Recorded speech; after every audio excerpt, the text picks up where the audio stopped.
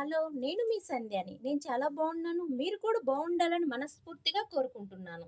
ఈరోజు mill maker rice ఎలా చేయాలో చూద్దామండి. నోటికి ఏమైనా కొత్తగా తినాలనిపించినప్పుడు ఒక్కసారి ఇలా ట్రై చేసి చూడండి. ఈ మిల్ మేకర్ రైస్‌ని రైతాతో తింటే చాలా బాగుంటదండి. మిల్ మేకర్ రైస్ ఎలా చేయాలో చూద్దామా? ముందుగా మిల్ మేకర్‌ని వేడి వాటర్‌లో ఏసి నానబెట్టుకోవాలండి. ఇక్కడ నేను 2 ఆనియన్స్ తీసుకున్నాను. సన్నగా కట్ చేసుకున్నాను. క్యాప్సికమ్, 2 మీడియం సైజ్ టమాటా, అల్లం వెల్లుల్లి పేస్ట్ అండి. ముందుగా మనం ఈ మిల్ మేకర్‌ని వాటర్ పిండేసి మిక్సీ పట్టుకుందాము.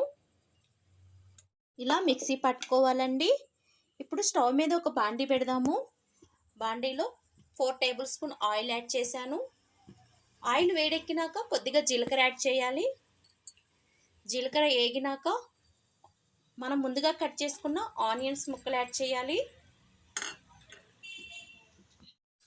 ఆనియన్స్ని బ్రౌన్ కలర్ వచ్చేదాకా వేయించుకోవాలి. యాడ్ చేయాలి. ఇప్పుడు 1 టేబుల్ స్పూన్ అల్లం వెల్లుల్లి పేస్ట్ యాడ్ చేయాలి. అల్లం వెల్లుల్లి పచ్చి వాసన పోయేదాకా వేయించుకోవాలి. వేయండి. ఇప్పుడు మనం ముందుగా కట్ చేసి పెట్టుకున్న టమాటో యాడ్ చేయాలి. టమాటా కూడా మంచిగా మగ్గిపోవాలి. టమాటా కూడా మగ్గిపోయింది.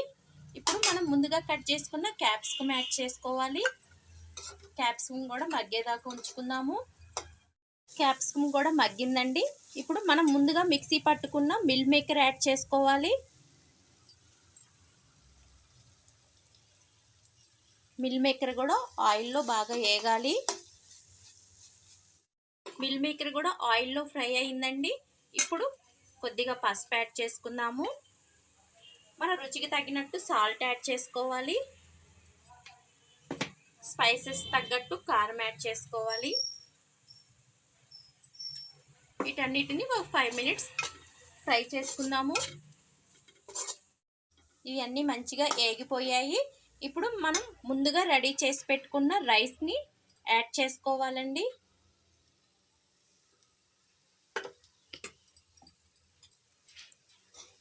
ఈ మసాలా అంతా రైస్కి పట్టేదాకా కలిపెట్టుకోవాలి. ఇలా మసాలా అంతా రైస్కి పట్టేదాకా ఉంచేసుకోవాలండి. మన రైస్ వేసేటప్పుడు చల్లగా అయిపోయింది కదండి. ఇప్పుడు ఈ బాండీలో రైస్ కొంచెం వేడెక్కేదాకా ఉంటే సరిపోతుంది. ఇప్పుడు కొద్దిగా ధనియాల పొడి ఒక 5 మినిట్స్ కలిపేసుకుందాము. మిల్ మేకర్ రైస్ రెడీ అయిపోయిందండి.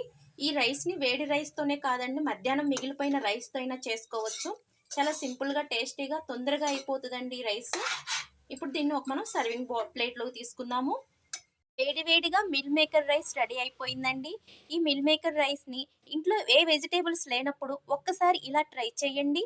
ఈ మిల్ మేకర్ రైస్ని రైతాతో కానీ లేకపోతే ఇలా ఒట్టిగా అయినా తినేయచ్చండి. ఈ వీడియో కనుక మీకు నచ్చినట్లయితే లైక్ చేయండి, షేర్ చేయండి, సబ్స్క్రైబ్ చేసుకోండి. ప్లీజ్ లైక్ చేయండి. Thank you.